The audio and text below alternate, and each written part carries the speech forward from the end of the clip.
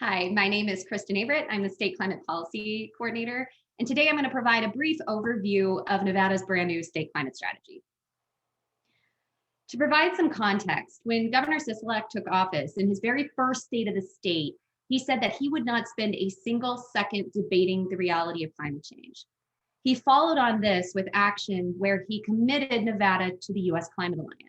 The Climate Alliance is a consortia of 25 US states that are committed to adopting the emission reduction targets that were established by the Paris Agreement. This was followed by a fairly active legislative session where we saw a lot of discussion and a lot of movement on legislation related to climate. There were two sort of centerpiece bills that actually passed into law. The first was SB 358. This established renewable portfolio standards for the state of 50% by 2030 and 100% by 2050. And then SB 254. SB 254 commits the state of Nevada to aggressive emission reduction targets. These are 28% by 2025, 45% by 2030, and net zero by 2050. There's another part of SB 254 that I'm going to touch on later, so just remember this. SB 254 also requires the Nevada Division of Environmental Protection to develop an annual greenhouse gas inventory that includes projections of what emissions might be in the future under current policies, as well as a catalog of potential policies that could be implemented by the state in order to achieve the emission reduction targets that were laid out in the other part of SB 254. So with respect to greenhouse gas emissions in the state, this is the inventory that the Nevada Division of Environmental Protection issued in late 2019. And there's a couple, and it's based on 2016 data just because of the data that were available. And there are a couple things to take away from this. Well, first of all, on the left side of this graph, to the left of the dotted line, that's what essentially what we've observed in terms of emissions across the state associated with different sectors. And then on the right side, that's where we're projected to go in the future under the current, under the current suite of policies that are in place. And there's a couple key takeaways here. The first is that you'll notice that there have been dramatic reductions in greenhouse gas emissions associated with electricity generation. And this is very specifically tied to the retirement of coal-fired power plants across the state. The second thing is that transportation is now the largest emitter of greenhouse gases, and this is something that is consistent with what we're seeing across the entire US. The third is the industrial emissions. Industrial emissions are actually rising at a greater pace than emissions from any other sector. And this is associated with hydrofluorocarbons, which are released into the atmosphere in relation to kind of air conditioning use as well as refrigeration. And then the last point would be looking at the carbon sequestration potential associated with land use, land change, and forestry. But of course, the $1 or $4 billion question, I'll get to why that's an important number later, is whether Nevada will meet our emission reduction targets. Based on the data from the 2019 report, we will fall 4% short of our 2025 goal and 19% short of our 2030 goal under the current suite of policies that are in place. Recognizing this issue and that we need to do more as a state to achieve those reduction targets, the governor issued his executive order on climate change. There were many components of the executive order, but really the key milestone that was established was the development and the delivery of the first state climate strategy by December 1st of 2020. In late summer, early fall of last year, the governor also established his State of Nevada Climate Initiative. Its mission to ensure a healthy, vibrant, climate resilient future for all of Nevada. With this in mind, in crafting the state climate strategy, we were very intentional in that the strategy was going to be essentially developing the scaffolding around which, or providing the scaffolding that would help us to construct what the broader State of Nevada Climate Initiative would look like in the future. Consequently, the three main goals of the climate strategy were to, one, provide a framework for reducing greenhouse gas emissions across all economic sectors, climate mitigation. The second was to lay the groundwork for climate adaptation and resilience, Essentially, how are we going to deal with the impacts of climate change, those that are already baked into the system and those that might emerge in the future? And then third, establish a structure for continued ongoing climate action across the state. In other words, governance. So I have to say it was a huge feat to try and complete in roughly 5 months this climate strategy, particularly given the challenges posed by the pandemic. But we were really fortunate in that we ended up pulling together an interagency team of 56 different people to help develop this strategy. These individuals, everybody was parsed out into working groups. These working groups were really focused around different challenges around climate change. With a membership of the drafting team represented 15 different state agencies and offices, including our 3 NSHE research institutions and 6 students. And I think it's wonderful that we had the opportunity to engage students in what I think is a pretty important initiative. We also did our best to ensure that we had stakeholder engagement integrated into the strategy. I will fully admit it was not optimal, but we did our best under the circumstances. And we really had 2 key efforts that were focused on stakeholder engagement beyond the one-on-one meetings and webinars that many of us gave as we were staging the climate strategy to get feedback.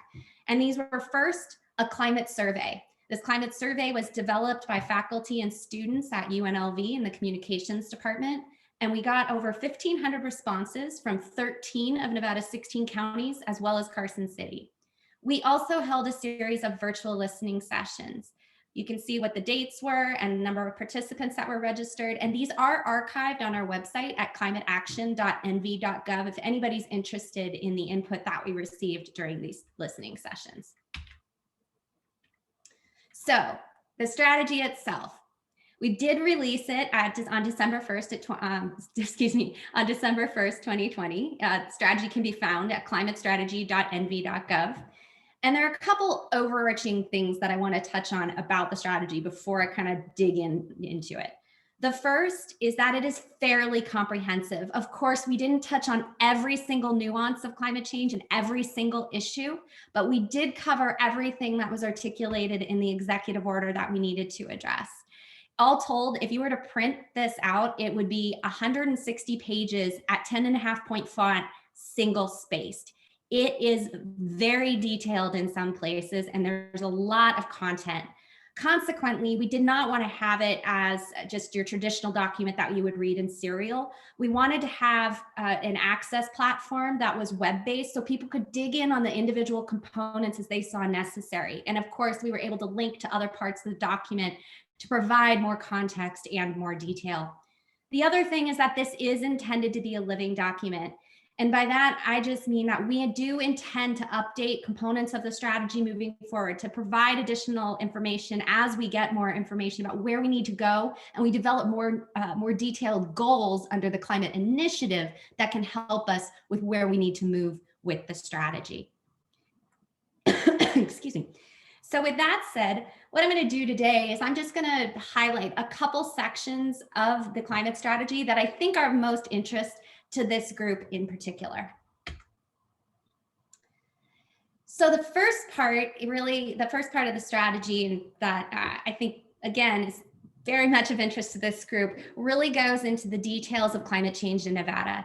This is really the first effort that I'm aware of in the state to pull together what was really an assessment of the state of the climate and what we do and what we don't know, and related to observations as well as projections. We had a crack team working on this, some of the best climate scientists, hydrologists, paleoclimatologists from UNR, DRI, as well as UNLV. And I know Dan McAvoy was presenting here. We had Mike Dettinger. We, of course, had our state climatologist, Stephanie McAfee, and a whole host of other people that were really developing what the consensus is on what we do and don't know. I think this group in particular would be very interested in delving into the details of this part of the strategy, because it really does an excellent job providing the groundwork for what we need to do to develop a more detailed risk assessment that will help support climate adaptation and climate resilience planning moving forward. I would point everybody to just 2 parts of this in particular. There's a table right at the beginning that lays out essentially the physical impacts of climate change that we've observed and what we might see in the future, and how that maps to cascading impacts for recreation and hospitality, agriculture and ranching, water resources, public health. And then in the very end of that section, the team did a very nice job laying out the risk profiles that are associated with those climate impacts. And I'm really hoping that we can get this team to develop a more comprehensive version of this that, again, will really help frame our risk planning as it relates to climate change moving forward.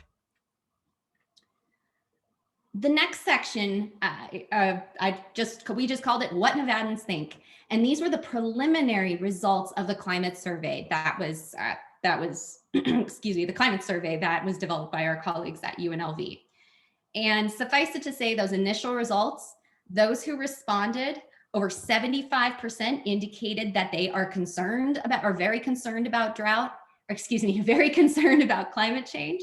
And the issue of most concern was drought. And that was on average across the entire state. I have to say, we found this somewhat surprising given that the survey was administered during the time where we had those wildfires and we had such dramatic air quality implications, yet drought still emerged as the top concern. I will say that this team is digging into the details of the survey, and this might be the first section of the strategy that actually will be updated, because we do have some more nuanced information. For example, we have the issues of concern that are actually broken down by by zip code, for example, by county. So we can really dig in and figure out, what do people care about in their particular areas, and how do we use that to develop risk assessments that are speaking to the needs and what our communities want. So the next section of the strategy was really the centerpiece of this iteration, and it was really focused on climate mitigation. So what we did in this section is we developed a framework for policy analysis that could be used to shape mitigation policies so that they work for Nevada. And then our working groups, they actually took this framework and then they applied it to individual climate mitigation policies. Now, the first question that I often get is, well, where did these policies come from? Did you just make them up? How did you prioritize them? What did you do? Well, remember I mentioned SB 254. In SB 254, there was that catalog of climate mitigation policies that could be implemented to reduce greenhouse gas emissions in the state. So what the teams did is we mapped our policies to what was in that NDEP catalog. And those policies in that catalog, those were programs, policies that had been adopted in other US Climate Alliance states. So our approach here was to look at what has been done in other states, or what are other states considering, and how do we morph those policies so that way they are appropriate for Nevada. In total, we were able to go through this analysis with about 17 different policies. And the analysis was predicated on 4 different metrics. The first, greenhouse gas emissions reduction potential. What kind of emission reduction could be achieved and on what time frame? The second, climate justice. What kind of impacts might there be to communities of color, low-income communities, as well as indigenous populations? And have we considered what could be how we could create net benefits for those historically marginalized communities? And then, of course, budget and economic implications. What does it cost to implement, and what does it cost to administer these types of programs? Because climate action is not free. And then finally, implementation feasibility. This is about legal barriers to decarbonization. Do we need to change the US Constitution to make something like this happen, or a particular policy, or do we already have the authority in statute? And then the working groups, they actually assigned a color coding to each of those policies. So a yellow might mean, hey, we don't know a lot about, say, what kind of emission reduction could be achieved. There's a great deal of uncertainty in that. And a green might say, hey, we have a very good idea of exactly what could be achieved and on what time frame.